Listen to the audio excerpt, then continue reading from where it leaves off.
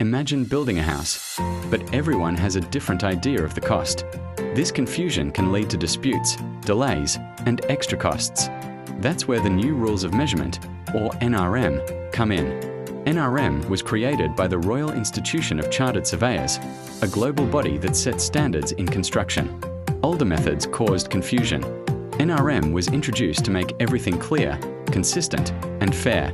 NRM is divided into 3 parts, covering the full life of a project.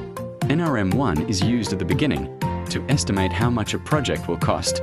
NRM 2 is used during construction to measure work and prepare accurate pricing.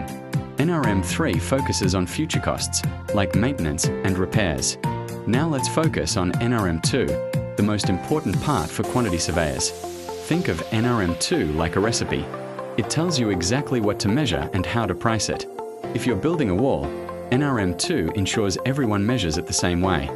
This leads to fair pricing, fewer disputes, and better accuracy. To sum up, NRM 1 helps you plan, NRM 2 helps you build, and NRM 3 helps you maintain. Understanding NRM means better control over construction costs and a big step toward becoming a professional quantity surveyor.